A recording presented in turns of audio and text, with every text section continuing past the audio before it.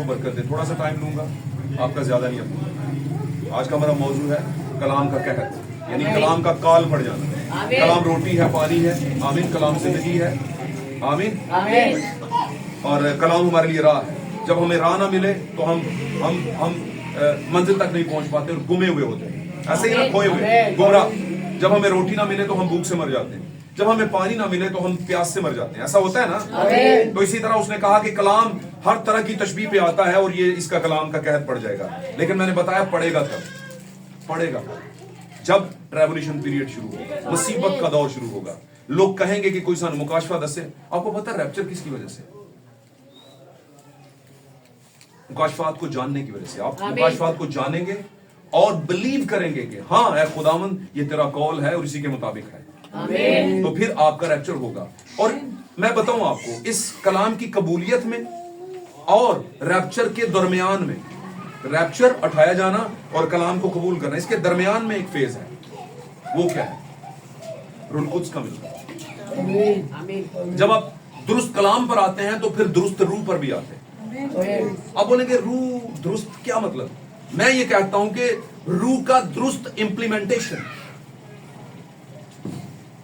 Implementation का मतलब है दुरुस्त इस्तेमाल। समझ आ रही गल दी? यदि मैं मिसाल देना था, एक बंदा MBA करता है और उसके बाद एटॉमिक एनर्जी का कोर्स करता है, बम बनाने का। क्यों जी? और कोर्स करता है और वो मुल्क में भर्ती हो जाता है, मुल्क की किसी एजेंसी में, और मुल्क के लिए काम करता है, अपने मुल्क को बचाने के लिए। दूसरा उसकी तरह का ही MBA करता है और वही कोर्स करता है और वो दहशतगर्दी में उन बम को इस्तेमाल बना के करता है। कोर्स में कोई प्रॉब्लम नहीं, टैलेंट में भी कोई प्रॉब्लम नहीं, लेकिन इस्तेमाल करने में प्रॉब्लम है। आपने कौन सी चीज किस जगह पे इस्तेमाल की, ये है असल चीज। तो रूह में प्रॉब्लम नहीं। पाक कलाम में लिखा है खुदा का सूरज नेकों और बदों दोनों पर चमकता है। लेकिन ये ज़हन में रखना, नेक नेक नेक है और बद बद है। सही हो गया? खुदा का मी यानी बारिश, यानी कि रूह कुद्स की बारिश नेकों और बदों दोनों पर बरसती है। अब दोनों पर बरस गई। नेक कौन है? ब्राइड चर्च, दोनों कलीसिया। ध्यान ना सुनियो, कोई पे नहीं को पढ़े लिखे वाली गल है, ये अनपढ़ भी समझ लेगा। नेक कौन है? Bride church. और बद कौन है वो भी चर्च। अब बोलोगे चर्च कह रहे हो? हाँ तो चर्च है ना। चर्च, चर्च मतलब कलीसिया है, वो भी कलीसिया, लेकिन क्या है? बरगजीदा कलीसिया नहीं, खुदा के बनाए आलम से पेशतर वाले प्रीडेस्टिनेटेड प्लान के मुताबिक नहीं है, पहले प्लान के मुताबिक नहीं जो खुदा ने बनाए आलम से उनके लिए रखा हुआ है। वो रूह को अपने ऊपर ले लेंगे, लेकिन अपने दिल में आने, क्योंकि रूह दिल में जाएगा ही नहीं। रूह दिल में जाएगा ही नहीं। क्यों नहीं जाएगा? क्योंकि वहां पर एक खास बात बताने लगा। नबी बयान करता है कि जो जानवर की नस्ल है, सरपंट की नस्ल है, उसके रूह उसके ऊपर तो आ सकता है, लेकिन उसके दिल में जगह नहीं पा सकता। और कभी भी जानवर की नस्ल जो है, यानी कि सरपंट की नस्ल जो है, उसको खुदावंद ये नहीं कहता कि तू मेरी प्यारी बेटी है, तू मेरा प्यारा बेटा है जिससे मैं खुश। अब बताइए, बलाम की गधी बोली थी कि नहीं बोली थी? बलाम नबी की गधी जो थी वो बोलना शुरू हो गई। क्यों बोली थी? खुदा के रूह ने उसकी जुबान को खोला था। आमीन आमीन। क्या उस गधी को खुदा ने कहा कि तू मेरी प्यारी गधी है, कि तू मेरा बड़ा प्यारा पेट है, तुझसे मैं बड़ा खुश हूं? नहीं कहा, क्योंकि खुदा को जानवरों से कोई मतलब नहीं। खुदा को अगर मतलब है तो अपनी कलीसिया और दुल्हन से।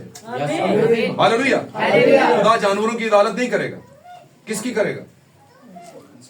इंसानों की, कलीसिया और ब्राइड चर्च की अदालत करेगा। आमीन। थोड़ा सा टाइम आपका ले लिया, लेकिन बात ये समझ लें। इस वजह से जब रूह आता है नेकों और बदों पर, बारिश पड़ती है नेकों और बदों पर, सूरज चमकता है नेकों और बदों पर, तो मतलब रूह और नूर एक ही तरह का है, अच्छा है, लेकिन उसका इस्तेमाल आगे से लोग गलत करते हैं। आमीन आमीन। और उसकी वजह मैंने बताई कि गलत क्यों करते हैं। जो नेक हैं वो कभी भी गलत इस्तेमाल नहीं करेंगे। और जो नेक क्या? कलाम की नेकी जिसके अंदर कलाम। हालेलुया। यहाँ पर वो कहता है कि मैं क्या करूंगा? यहां पर उसने कहा तुम्हारे नगमों को नोहों से नोहे कहते हैं मातम के लिए गाए जाने वाले, मुर्सिये, नोहे, ये जो आमतौर पर कुछ कौमों के लोग भी गाते हैं, है ना, नोहे, रोना, मातम करना। कहते हैं कि जो तुम नगमे गाते हो, और उस टाइम पर भी लोग गाते होंगे, उस टाइम पे भी समझे चर्च ऐसी लगेंगे, रैप्चर के बाद भी चर्च लगेंगे, कलीसियां ऐसी कर रही होंगी, उनको हवा भी नहीं होगी कि हम पर मुसीबतें आने वाली हैं। और कहता है खुदावंद के क्या करूंगा मैं, उनके नगमों को, उन गीतों को जो बड़ी शान से गाते हैं वो रोने में बदल जाएंगे। उनको फिक्र हो जाएगी कि अब गाना नहीं, अब कुछ करें यार, ढूंढने कलाम किधर गया, और कलाम मिलेगा नहीं उनको, कलाम उनको मिलेगा, मुसीबत में पड़ेंगे। आमीन। तुम्हारे नगमों को, अच्छा यहां पर वो कहते हैं तुम्हारी ईदों को, 10वीं आयत, तुम्हारी ईदों को मातम और तुम्हारे नगमों को नोहों से बदल दूंगा, हर एक की कमर पर टाट बंधवाऊंगा। ये क्या है, तौबा का तरीका था। कहता है तुम सब टाट ओढ़ोगे और सर में राख डालोगे, बात मेरी समझ रहे, राख डालोगे और तौबा के लिए पुकारोगे। लेकिन तौबा कैसे कबूल होगी, प्रॉब्लम है ये, जब तक टाइम पूरा नहीं होगा, ट्रैबुलेशन पीरियड पूरा नहीं होगा, उनकी तौबा कबूल नहीं होगी। मुसीबत का पूरा दौर भुगतेंगे वो। और यहां पर यह भी है कि वो कलीसियाएं जो रह जाएंगी पीछे, उनको शहीद भी किया जाएगा, उनके गले भी काटे जाएंगे, क्योंकि उन्होंने पहले वक्त को ना चीज जाना। जैसे यीशु मसीह ने कहा है यरूशलेम यरूशलेम, बहुत दफा मैंने चाहा कि जैसे मुर्गी अपने बच्चों को परों के नीचे लपेट लेती है, और जब तुझ पर सलामती की नजर थी, तूने उस नजर को, उस वक्त को समझा नहीं, जाना नहीं। अब देख दुश्मन तेरे गिर्द मोर्चा बांधेंगे और तेरे बच्चों को जमीन पर दे पटकेंगे और तेरी ईंट से ईंट बजाएंगे। और कलाम में लिखा है। इसका मतलब क्या, ट्रैबुलेशन पीरियड, रैप्चर के बाद का टाइम। जब यीशु रैप्चर कर गया तो क्या सन 70 ईस्वी में जनरल तीतस आया था कि नहीं आया था? क्या उसने छोड़ा किसी को? पूरे यरूशलेम को आग लगा दी उसने। आमीन। तबाह कर दिया खुदा का यरूशलेम। ऐ यरूशलेम तू खुदावंद तबाह कर दिया। ये क्या था? खुदावंद ने कहा हुआ था कि अब सलामती नहीं होगी तुझ पर। आमीन। मैं इसमें 2-3 बातें और भी करूंगा, जो कि एक छोटी सी बात है। बहुत दफा लोग कहते हैं इस्राएल की सलामती, बहुत दफा लोग कहते हैं दुआ के बाद कहते हैं इस्राएल की सलामती, और कोट कौन सा करते हैं? पुराने अहदनामे का, कि अब्राहम को खुदा कह रहा है कि जो तुझे बरकत देगा उसे मैं बरकत दूंगा। यानी कि इस्राएल की नस्ल, इब्राहिम की नस्ल जो याकूब के जरिए से इस्राएल बनी। क्यों जी? जो तुझे मुबारक कहेगा मैं उसे मुबारक करूंगा। आमीन। ये कब का वाक्य है? कब कहा था खुदा ने? किस टाइम पे कहा था? किसी को याद है जी? पुराने अहद में कहा था है? और पुराने अहदनामे में याकूब की नस्ल को कहा गया, अब्राहम की नस्ल को। आज की डेट में हमारा इब्राहिम और याकूब कौन है? तो उसकी नस्ल कौन है? तो आज की डेट में इंप्लीमेंटेशन किस पर होता है? जो मसीह के लोगों को मुबारक कहेगा उस पर सलामती होगी। जो तुझ पर लानत करेगा उस पर लानत होगी। हमारा इंसाफ क्या शरीयत के मुताबिक होगा या फजल के मुताबिक? तो हम कहां पर खड़े हैं, फजल में या शरीयत में? तो फजल में रह के हम शरीयत का कोड क्यों करते हैं? मतलब ये कि जब यीशु मसीह ने कह दिया अपनी क्रूसिफिकेशन से पहले, अपनी मसलूबियत से पहले, होशाना होशाना के एटमॉस्फेयर में आ रहा है, माहौल में आ रहा है, होशाना हो रही है, और वहां पर आकर चोटी के पास खड़े हो गए हैं उतराई पर, और यरूशलेम शहर पर नजर की, क्योंकि डॉन की तरफ था, नीचे था, और ये पहाड़ी के इलाके से उतर रहे थे। और वहां पर इन्होंने रोकी भीड़, और वहां पर यीशु मसीह ने क्या किया है? यीशु मसीह ने नजर की, किस पर की? यरूशलेम पर, खुदावंद का शहर।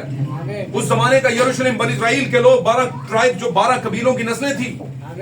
आमीन। एक क्राइटेरियल बाउंड्री के अंदर यरूशलेम सलामती का घर, सलामती है जहां पर। आमीन। कई जमाने पहले इब्राहिम और उसकी नस्ल से खुदा ने वादा किया, जो तुझ पर सलामती भेजे मैं उसे सलामती दूंगा। आमीन। जो तुझ पर लानत करे लानत करूंगा, ये तो कह दिया, और ऐसा ही होता था। लेकिन यहां पर यीशु क्या फरमा रहे हैं? ऐ यरूशलेम तू जो नबियों के कत्ल करती आई है, वो नबी जो तेरे लिए सलामती लेकर आते थे, उनको तू कत्ल करती रही है। यरूशलेम रही है, बाइबल मुकद्दस में यही सीखा इस्तेमाल हुआ, रही का क्या मतलब सिनफे नाजुक, मतलब एक औरत, मतलब एक कलीसिया, मतलब ये सलामती का घर, यानी ये सलामती का शहर, खुदावंद की कलीसिया पुराने अहदनामे की। आमीन।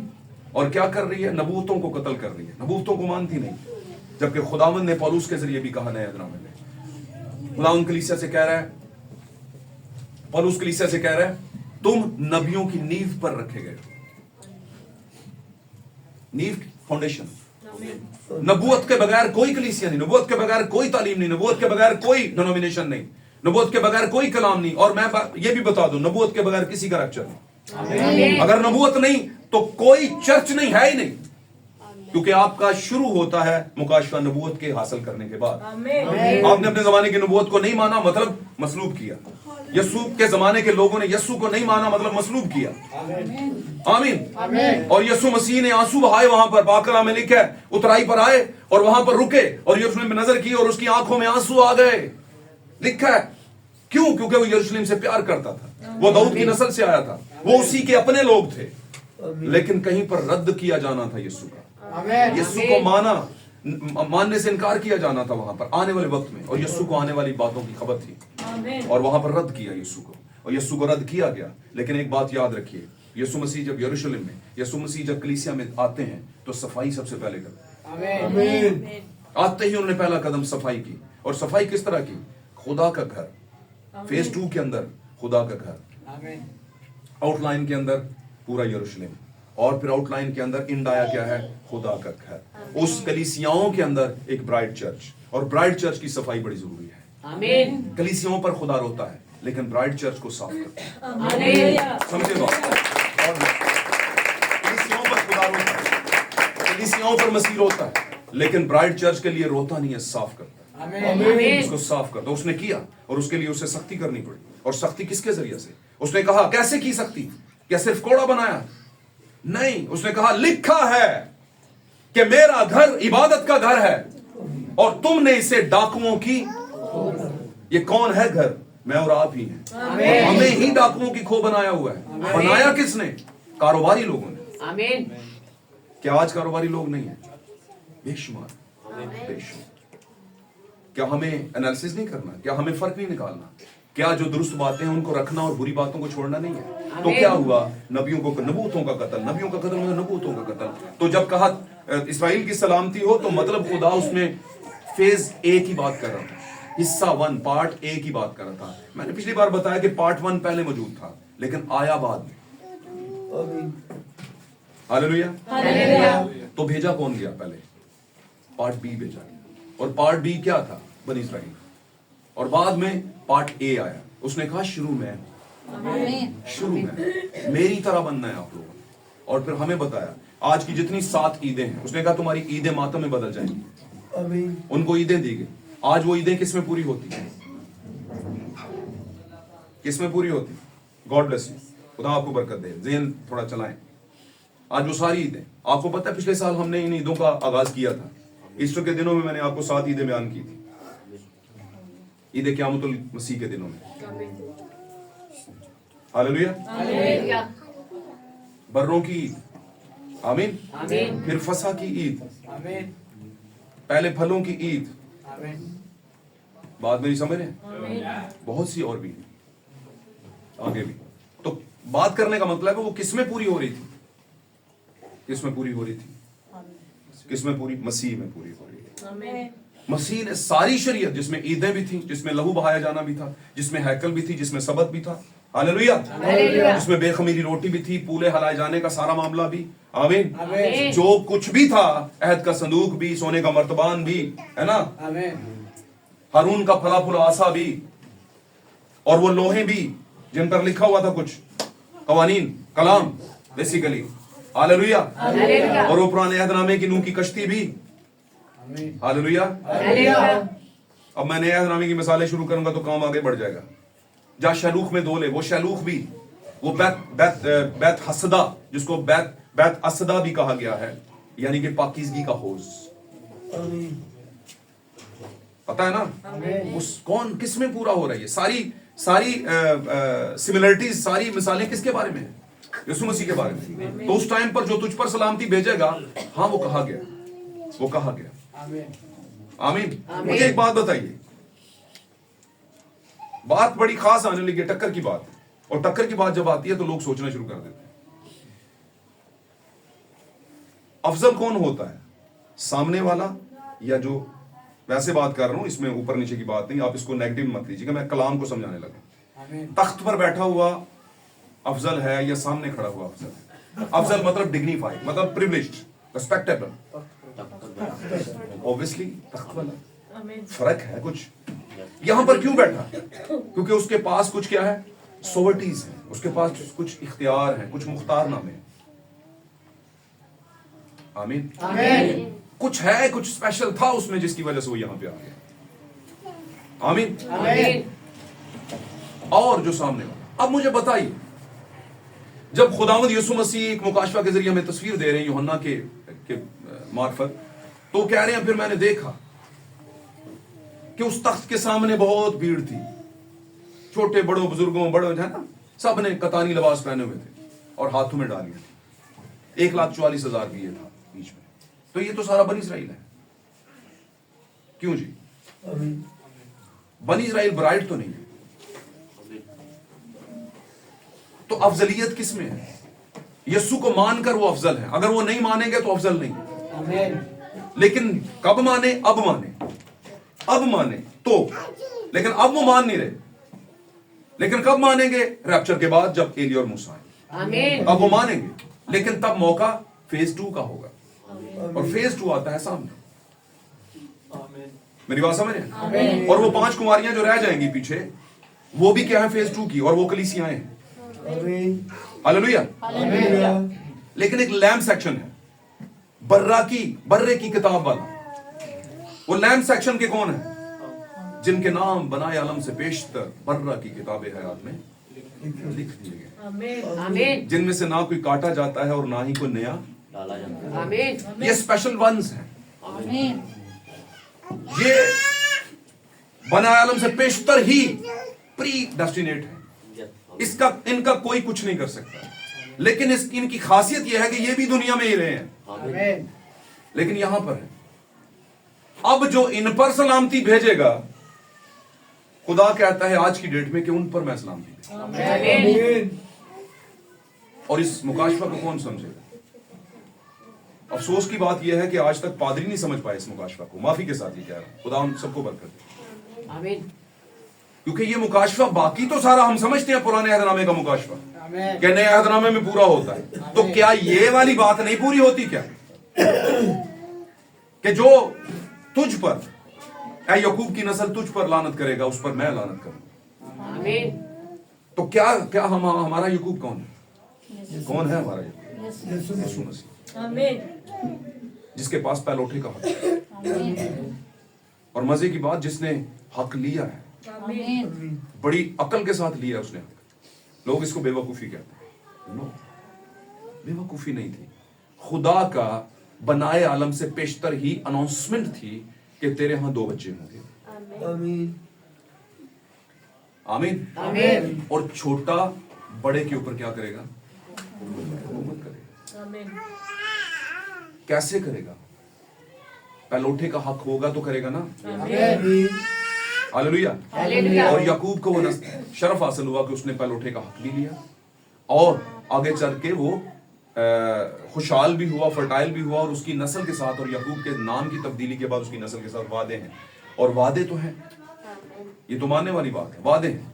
दुनिया की दीगर कौमों में से सबसे प्रिविलेज्ड कौम जो अगर कोई नेशन है तो वो बनी इस्राइल ही है। आमीन। आमीन। इनके साथ वादे हैं। लेकिन उनसे भी मोस्ट प्रिविलेज है कोई, मोस्ट प्रिविलेज्ड, मोस्ट इज्जत के लायक, ज्यादा इज्जत के लायक, और वो मसीह की दुल्हन है।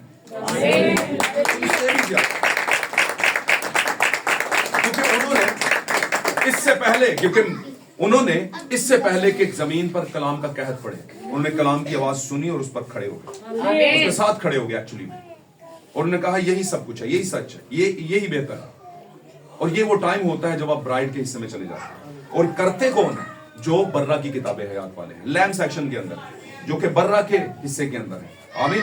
वो ये करते हैं। और उसने कहा तुम्हारी ईदों को मातम में, अब देखा जाए तो बुराइयां बनी इस्राइल में भी बहुत सी थी उस टाइम पर, कलाम की मुखालफत में, नबियों की मुखालफत में। तो बुराइयां नए अहदनामे की कलीसिया में भी हैं, कलाम को लेकर के, कलाम की मुखालफत में, नबूवतों की मुखालफत में, है कि नहीं? तो फिर इसका मतलब है यहां पर भी कुछ गड़बड़ है, ईदों में गड़बड़ है।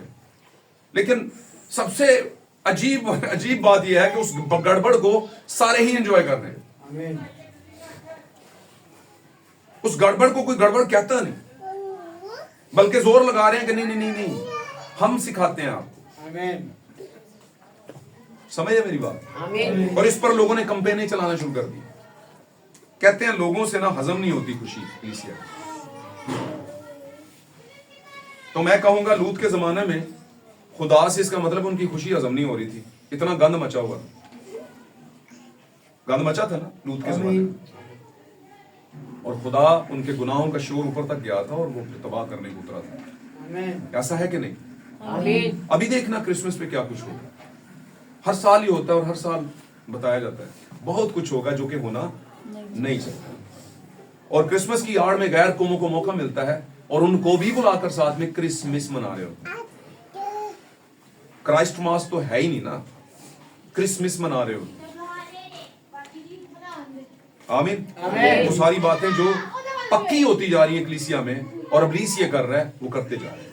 लोग हमसे सवाल पूछते हैं, आपसे भी पूछते होंगे सेंटा क्या होता है, ये सांता क्लास क्या है ना? लोग पूछते होंगे यार ये तुम्हारा जो क्रिसमस ट्री है ये क्या है, और लोग कहते होंगे सर एंजॉयमेंट का एक जरिया है सर, ये हमारा है सर बस।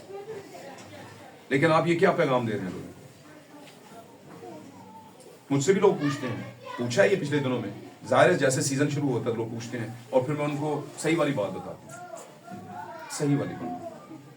पिछली मैं 1-2 मीटिंग के पहले मैंने ये बात कही थी कि ऐसा बिल्कुल नहीं कि हम यीशु मसीह की पैदाइश के खिलाफ, ऐसा भी नहीं कि यीशु मसीह, हम हमारे कहने का ये मतलब है कि जमीन पर वो पैदा हुए ही नहीं, हुए पैदा हुए, और नबी ने इसको इंटरप्रेट किया। आमीन। नबी ने इसको इंटरप्रेट किया। आप बोलेंगे यार डेट नहीं है तो कुछ भी, कोई भी डेट रख लो, नहीं ऐसा नहीं।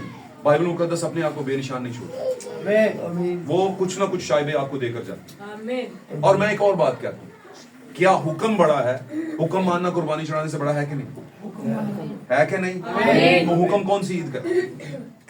नए अहदनामे में कौन सी ईद का हुक्म चलने है? हाँ जी। पौलुस ने कहा बस हमारा भी बर्रा कुर्बान हुआ, बस आओ हम ईद करें। और वो ईद किसकी बात कर रहा? शाहिर बानी की बात कर रहा, शाहिर बानी को ईद कह रहा, क्योंकि हमारी सारी ईदें तो बर्रे में पूरी हो गई, यीशु में पूरी हो गई। आमीन। फिर अदाद शुमार के मुताबिक भी अगर आप गौर करें, जायचों के मुताबिक भी, तो जमीन फलस्तीन जो है वो पत्थर है, वो पहाड़ी जमीन है, और पहाड़ी जमीन थी और सदियों से ऐसा चल रहा है। और इस मौसम, दिसंबर के मौसम में वहां पर साबित हो चुका है कि बड़ी बर्फ होती है। हमारे यहाँ पर पिंडी और मरी का आप देख लें कितना फर्क है पाकिस्तान। तो वहां पर भी फलस्तीन का इलाका जो था बड़ा बर्फीला और ठंडा था, और बड़ी बर्फीली हवाएं चलती है। नबी बयान करते हैं कि ऐसा नहीं हो सकता कि इतनी बर्फ के अंदर रात को लोग निकले हुए और अपनी भेड़ बकरियां चरा रहे हैं। आमीन। ऐसे ही है ना? फरिश्ते ने उनको नहीं, उन्होंने कहा नहीं ये मौसम नहीं था, मौसम अप्रैल मई का हो सकता है, मार्च अप्रैल का हो सकता है। आमीन। ऐसा मौसम के जो खूबसूरत मौसम है जिसमें ठंड नहीं होती। आमीन। क्योंकि ठंड ना हो फिर ही रात के टाइम पर लोग बकरियां और भेड़ें चुराते हैं, खास तौर पर पहाड़ी इलाकों की बर्फीली माहौल के अंदर। तो इसका मतलब है, ये साबित हुआ कि वो भेड़ बकरियां जब चरा रहे थे और फरिश्ते आए, तो इसका मतलब है कि वो मौसम सर्दी का नहीं, क्योंकि भेड़ बकरियां बड़ा ही नाजुक जानवर होता है, उसको सर्दी में नहीं निकालते रात के टाइम। समझे?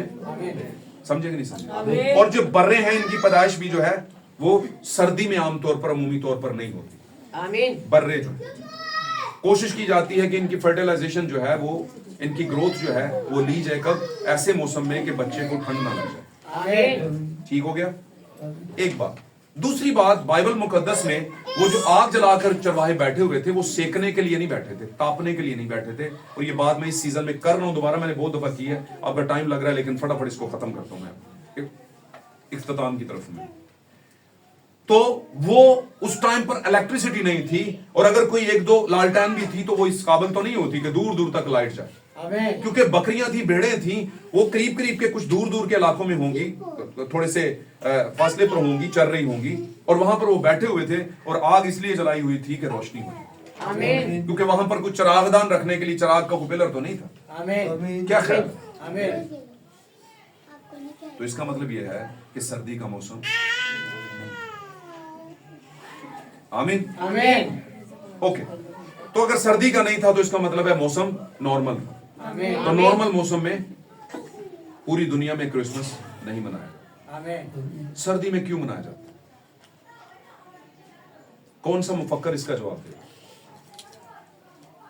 तो फिर हम जायचे निकालेंगे दीगर कौमों के। तो दीगर कौमों में जो पैगनिज्म था, आइडलिज्म था, उनके भी कुछ देवता थे, और उनके देवता भी तसलीसी थे, उनकी अपनी एक तसलीस थी।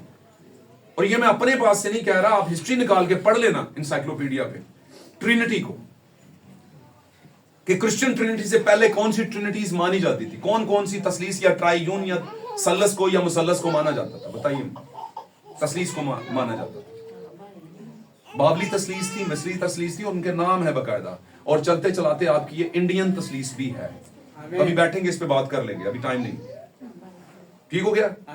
इसका मतलब है क्रिश्चियनिटी के आने से पहले बनी इस्राइल के अंदर तसलीस नहीं थी, और जो आगाज होता है, नबी बयान करता है, वो ही सही होता है। जो बाद में चीजें आती हैं वो गड़बड़ वाली आती हैं, और क्रिश्चियनिटी आज गड़बड़ का शिकार है। सॉरी, मैंने मसीहत कह दिया। सो कॉल्ड क्रिश्चियनिटी, नाम नेहाद क्रिश्चियनिटी, जो कि रैप्चर में कभी उठ नहीं सकती, क्योंकि नबूवत उनके पास है ही नहीं, रेवलेशन उनके पास है नहीं, और अगर कोई है तो उसको मानते नहीं। क्यों जी? उसको मानते नहीं। वो सिरप को जो आप उनके मुंह में डालेंगे उनके बचाने के लिए, वो आपकी हथेली पे उगल देंगे, बोलेंगे हमें नहीं है, रखो अपने पास। एक भाई मुझसे पूछते हैं, भाई आप किसके साथ चलते हैं? मैंने कहा जी मैसेज के साथ। कहते हैं मतलब क्या? मैंने कहा ये बाइबल मुकद्दस मैसेज, खुदा का कलाम। कहते हैं इसके साथ तो सारे चलते हैं। मैंने कहा किसने कहा सारे चलते? मैंने कहा पास्टर ने आपको अभी भी नहीं पता कि सारे नहीं चलते? कहते ये नहीं, पूरी बात बताएं, आपका मिशन का नाम क्या? मैंने कहा हम तो मिशन है ही नहीं, फिर भी पहचान। मैंने कहा मैसेज बिलीवर्स कहते हैं। अच्छा अच्छा अच्छा अच्छा अच्छा अच्छा, एंटी मैसेज बिलीवर्स हैं आप? अच्छा अच्छा अच्छा, हाँ हमारे कराची में बहुत है। मैंने कहा अच्छा, वेरी गुड। कहते हैं वैसे हम कौन है? हम भी तो एंटी मैसेज ही हैं, बिलीवर्स ही। कैसा जबरदस्त उसने जवाब दिया। पाक कलाम में लिखा है, इस जहान के फर्जंद अपने हम जिनसों के साथ दुनियावी मामलात में ज्यादा चला, गड्ढे चला। और वैसे सेमिनरी में सिखाया क्या जाता है? मजहब से बात कर, सेमिनरी में क्या सिखाया जाता है? बाइबल का सर्वे और फिर चलाकी। चर्च कैसे चलाना है, मीठी मीठी बातें कैसे करनी है, कलीसिया को कौन सी चीज बुरी लग वो नहीं चाहिए। आमीन आमीन। मूसा को खुदा ने क्यों बुलाया? क्यों बुलाया था? भेजने के लिए। क्या भेजने के लिए बुलाया था? जा बनी इस्राएल के पास, इसलिए बुलाया था। बोले बोले जवाब देते जाएं, जल्दी जल्दी, दिमाग जरा तेज करें। किस लिए बुलाया था मूसा को? जल्दी झाड़ी में मिनिस्ट्री थी तो बोला जा। किस लिए भेजा था? जा, ये कहा था ना, बोलो ना, बोला था ना जा। फिरौन से कह, ये जा तक रहता तो बड़ा मजा आना था, लेकिन मजा तो बड़ा आना था, इसने फिरौन का दोस्त भी बन जाना था। हाँ जी मूसा आ गया वापस न से ऐसे? हाँ हाँ आ गया। अच्छा आजा आजा आजा, मैं कुछ नहीं नहीं कहना कुछ नहीं, बस आजा, माफी है तेरी, माफी आजा, है कि नहीं? और खैर बंदा मार देता सी, कोई नहीं गाली यार, तू मेरी बेटी का बेटा है, फिर भी कुछ ना कुछ ਤੁਹਾਡੇ हालात है ही। वेलकम बैक, आजो बैठो, फिरौन बनावांगे ਤੁਹਾਨੂੰ। तालीम तो तुसा पहले ही हासिल की थी, ਉਹਨੂੰ ਕੀ ਪਤਾ ਸੀ 40 साल ਕੱਢ ਦਿੱਤੀ ਹੋਈ है, 40 साल ਦੇ ਵਿੱਚ। आमीन। और पिछला सारा खाता काट देता है, ਹੁਣ फ्रेश आया है तेरे को। आमीन। और उसे भेजा जाता और वो कहता कुछ ना, ये ना कहता लेट मी स्पीक फिरौन, मुझे बोलने दे, कुछ बोलने तो दे। मत बोल, मत बोल ना, तू क्यों बोल रहा है? बोलना नहीं मैं तुझे रख दिया, वही ओहदा वापस मिल गया, वही पादरी, वही सारा कुछ जो वहां पे कर रहा था तू यहां पे करेगा। खुदा ने उसे कहा था तू बोल, उसने कहा मैं नहीं बोल सकता, मेरे से नहीं बोला जाएगा, फसी नहीं है जुबान, फसाहत नहीं है मेरी जुबान में, सफाई नहीं है। कहता है ये भी मसले दा हल मैं कढ़ लांगा, तेन दो बंदा नाल देंगा। आमीन। तू जा और कुछ कहना है, आमीन, स्पीक इट, ये कह देना। और क्या कहना? इब्रानियों का खुदा कहता है कि मेरे लोगों को जाने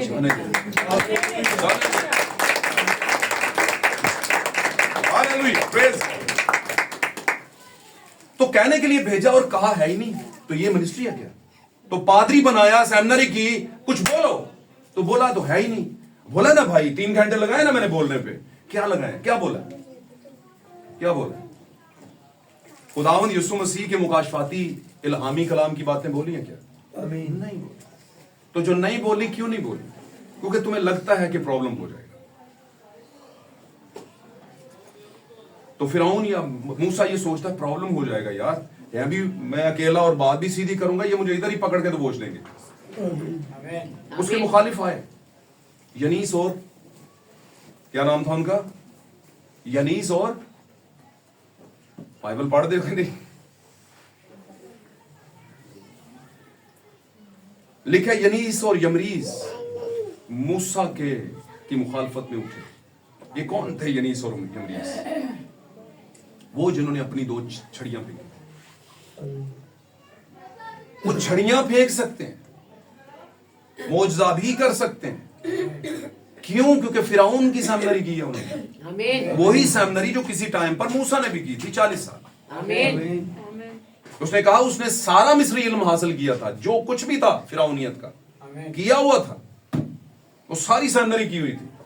आमीन। और अगर वो वहां से ना निकलता तो वो भी यनीस और यमरीस के ग्रुप में खड़ा होकर लाठियां फेंक रहा होता। शायद उस टाइम पर खुदा हारून को तैयार कर देता फिर, कि चल भाई तेरा अपराध नहीं आया, लेकिन प्लान 2 है ही नहीं था, प्लान 1 ही था। मूसा को निकाला है, बचपन से लेकर जाना है, बड़ा करना है, उनका भी जांच पड़ताल करवानी है, उस वाया से निकालना है, मैंने उस जरिया से निकाल करके यहां पर लाना है, 40 साल फिर सफाई करनी है, और फिर उसे बर्निंग बुश के पास लाना है, और वहां से मैंने कुछ बोलना है, और वहां से उसे मिनिस्ट्री देनी है, और कहना है जा उससे कह। जाना ही नहीं है, खाली कहना भी है, मज़बा पे आना ही नहीं है, कुछ बोलना भी है। लाठी सिर्फ फेंक के सांप ही नहीं बनाना, अगली भी बात करनी है। और वो उठे, उन्होंने कहा हम भी पादरी होते हैं, हमने भी कुछ किया है, और तू अकेला है, हम तो 2 हैं, और दोनों के पास लाठियां हैं, और लाठी जैसे ही फेंकी वो भी सांप बन गए। आमीन। और मूसा को खुदा ने कहा घबराना नहीं है।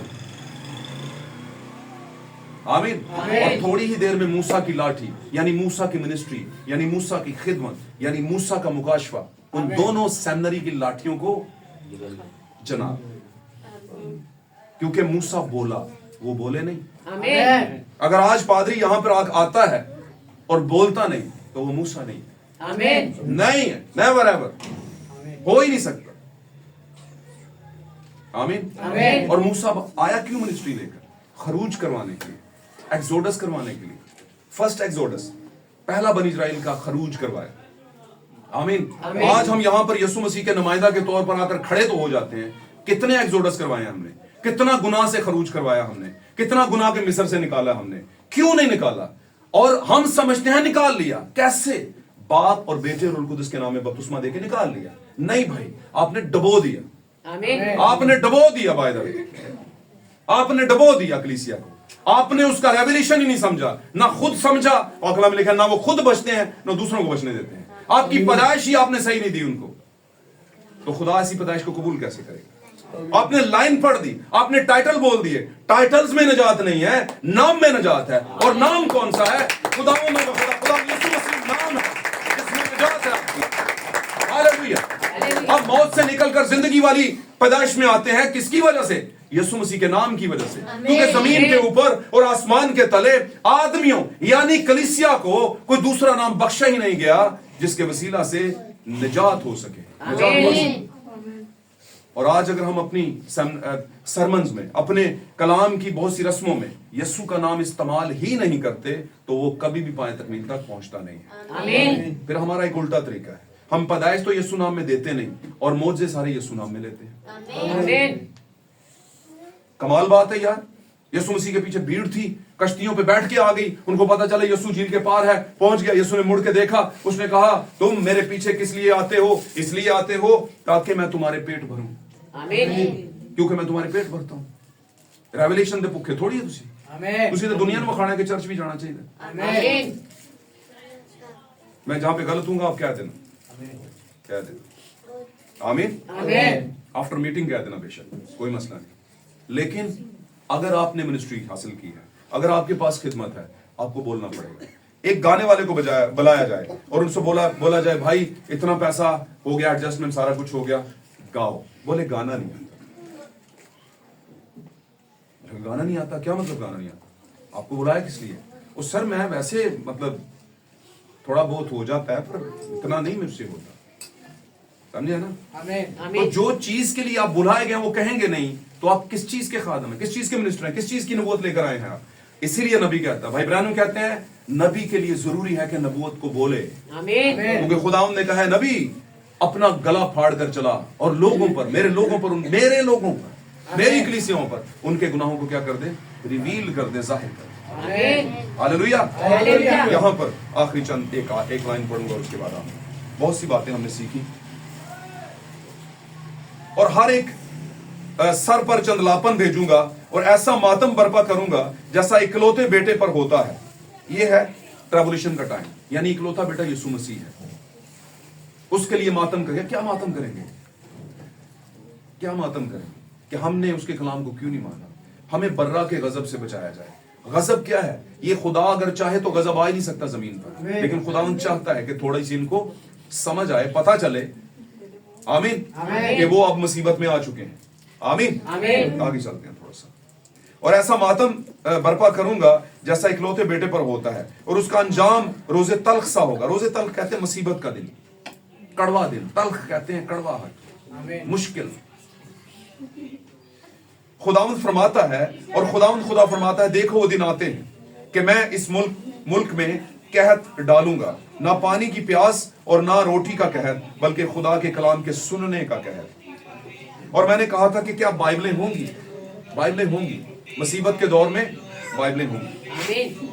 वो बात हमारी वहां पर रह गई थी। मुसीबत के दौर में क्या होगी? बाइबल्स होंगी, लेकिन बाइबल समझाएगा कौन? सेमिनरी वाले होंगे, लेकिन वो समझाना नहीं। कुछ लोग होंगे जो समझेंगे कि रैप्चर हो गया, कुछ तो बात इनमें थी, वो बोलेंगे वो सिखाओ जो रैप्चर वालों ने सीखा। बोलेंगे वो नहीं है। बोलेंगे फिर बंदा लभो, बोलेगा बंदा केड़ा? उन्हें तो एक तिनका नहीं सी छड़िया मूसा ने, उन्हें कहा एक पत्ता नहीं छड़ना, सब कुछ लेकर जाऊंगा इधर से। कहा था ना फिरौन को, उन्होंने कहा बच्चे ले जा, औरतें बच्चे ले जा, है ना, डंगर रहने दे। अब बंदे चले जो, डंगर बच्चा रहने दे, औरतें बच्चे रहने दे। फिर कहता बच्चों को ले, कभी किसी तरह वो चाह रहा था कि ये ना जाए, लेकिन मूसा को कहना पड़ा कि मैं एक तिनका भी नहीं छोड़ूंगा, एक बाल भी, एक नाखून भी नहीं छोड़ूंगा। ये है रैप्चर। तो खुदावंद जब लेकर जाएगा तो पीछे पादरियों छड़ के नहीं जाएगा कि पीछे इन्होंने सिखाओ जरा थोड़ा वो देखो पादरी ना जाती हो जाएगी। वो बोलेगा अच्छा मेरा की कसूर है यार, मैं पीछे क्यों रह जाऊं? बोलेगा फेज 2 में जो तेरा प्लान है वो कर, बस ठीक है। प्लान बी तो तेरे पास होता ही नहीं, प्लान ए ही है। प्लान ए में तूने रैप्चर करवाना है, उसके बाद जो रह जाएंगे उन्होंने भुगतना है। सादी सीधी बात। अब मैं क्यों रुकूं? और खुदा वैसे रोकेगा भी नहीं। अब पीछे जो रह जाएंगे वो बोलेंगे बाइबल तो सारे खोल लें, पादरी भी है ने मौजूद ने, कुछ चर्च ने जो बंद ने। वो क्यों बंद ने? भाई रैप्चर हो चुके हैं, वो हमेशा थोड़ी चलते रहेंगे। ये कुछ ही दिन है, मैं सच्ची बात बता रहा हूँ, सच कह रहा हूँ। ये कुछ ही टाइम है थोड़ा सा कि रैप्चर होने वाला है और ट्रैबुलेशन पीरियड शुरू होने। बाइबलें होंगी इससे भी अच्छी, कॉलेज बाइबल होंगे, बाइबल कॉलेज होंगे इससे भी अच्छे, सेमिनरीज ऐसी चलेंगी, सारा कुछ होगा। लेकिन चलते चलते मार्क ऑफ बीस्ट भी आएगा। मार्क ऑफ बीस्ट कहते हैं हवान का आदत वाला भी आएगा, मुखालिफ मसीह भी आएगा, झूठा नबी भी आएगा, झूठे प्रॉब्लम भी आएंगे, और उसी में फिर चलते चलते क्या आ जाएगा? एलिया और मूसा भी आएंगे। और एलिया और मूसा आखिरी बुलाहट होगी बनी इस्राएल के लिए और उन 5 कुंवारियों के लिए भी। सॉरी, 5 कुंवारियों के लिए नहीं, सिर्फ बनी इस्राएल के लिए, क्योंकि वो उनके दिलों को खोलने के लिए आएंगे। जो 5 कुंवारियां होंगी उनके लिए क्या होगा? उनके लिए खुदावंद चूंकि अपने आप को बेनिशान नहीं छोड़ता, कलाम की समझ देगा उनको। पादरी नहीं देगा, खुदा के कलाम की समझ देगा। जैसे एक टाइम पर खुदावंद ने भाई ब्रैनम को कलाम की समझ दी। आमीन। एक टाइम पर खुदा ने यूहन्ना को कलाम की समझ दी, समझ दी थी कि नहीं? एक टाइम पर खुदा ने फिलिप्पस को कलाम की समझ दी हुई थी, इसलिए वो हबशी खोजा को समझा रहा था। समझ रहे मेरी बात? तो बाइबलें पढ़ने वाले तो बहुत होंगे, लेकिन रैप्चर के बाद बाइबलें सिर्फ पढ़ने वाले होंगे। बाइबल को समझने वाला मुकाशवा के मुताबिक कोई नहीं होगा, जिस मुकाशवा से रैप्चर हो सकता है।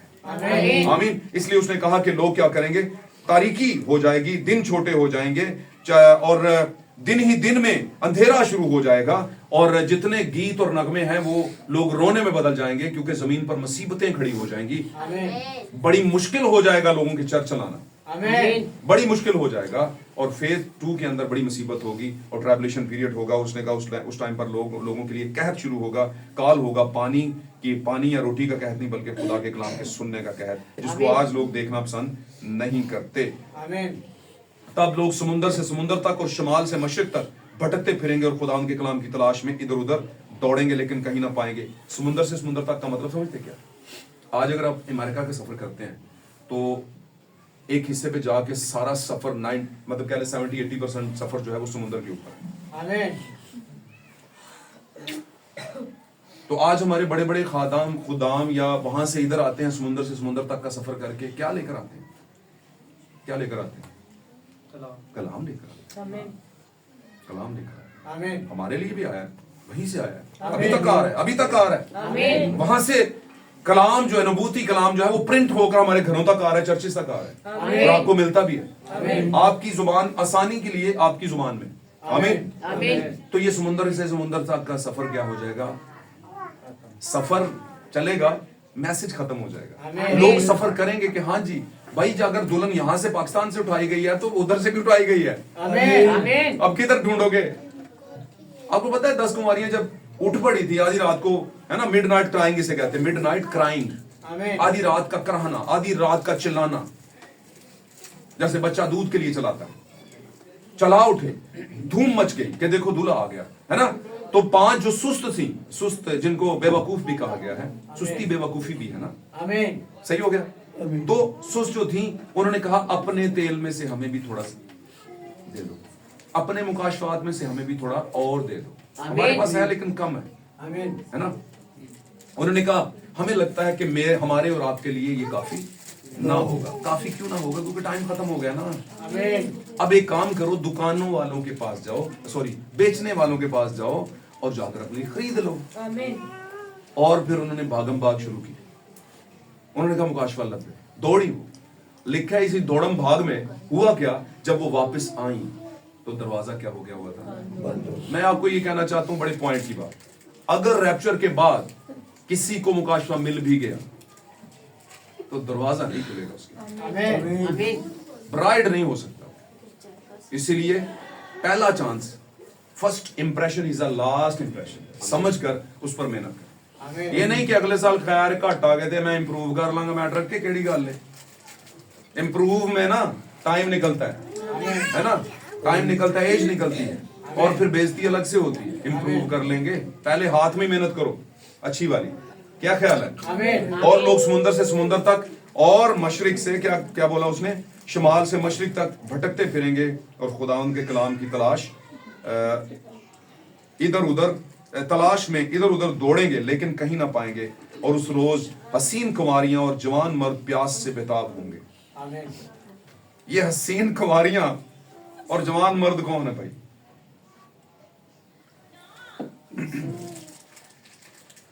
आपको पता है जवान बंदा जो है ना, उन्हें किसी चीज की परवाह नहीं होती।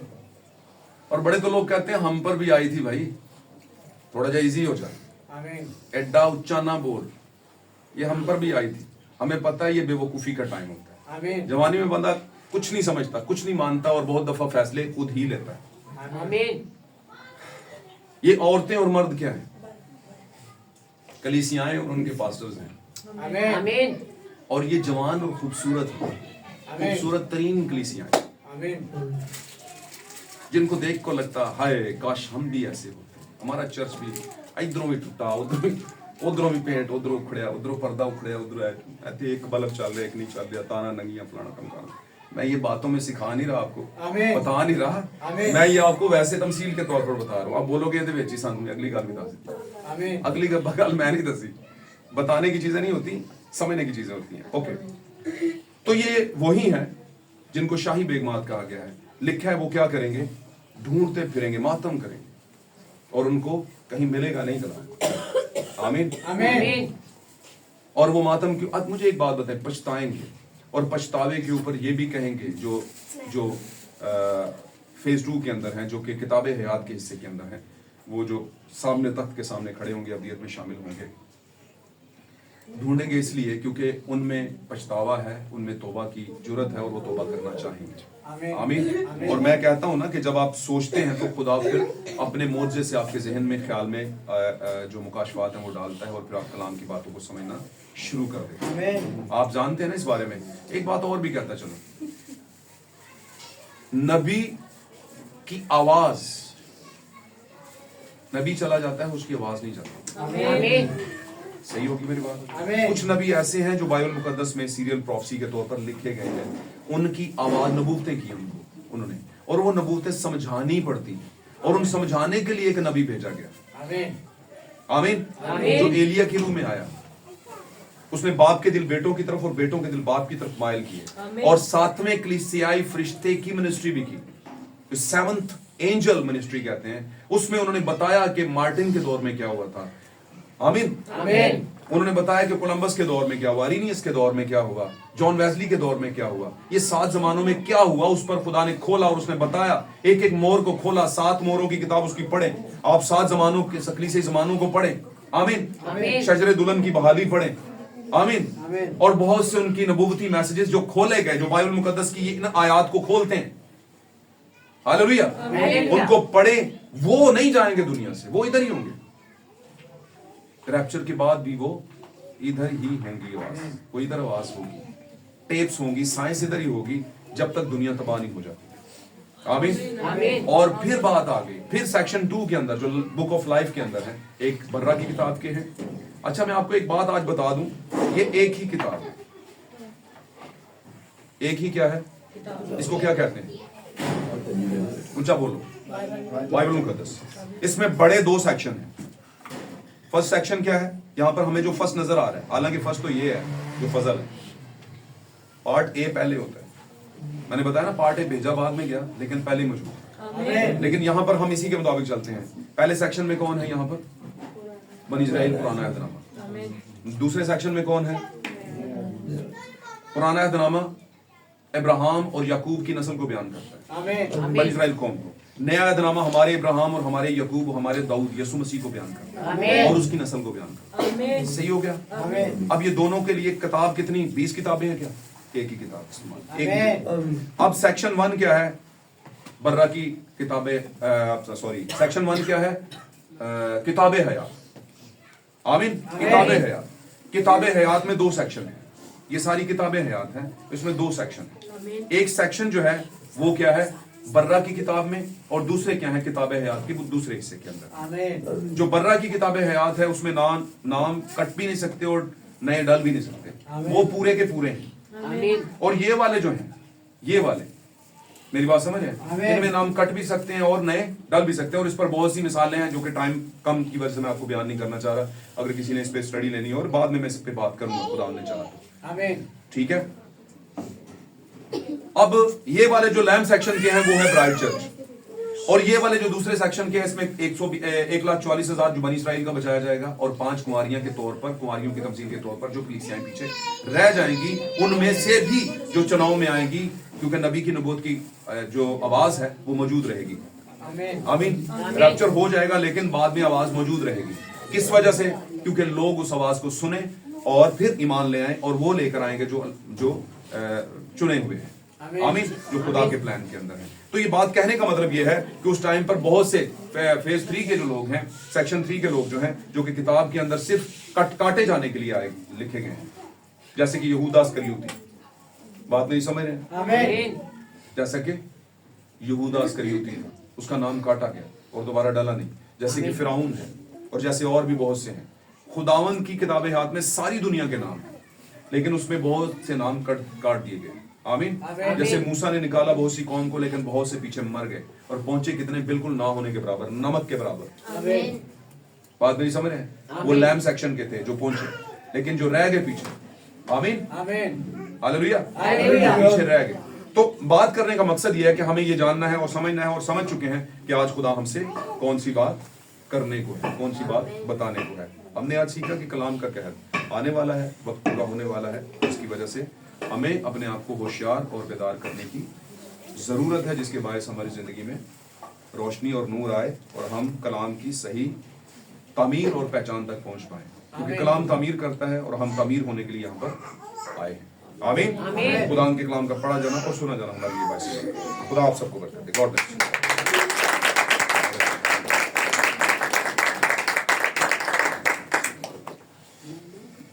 आए हम अपनी आंखें बंद करते हैं और दुआ में जाते हैं।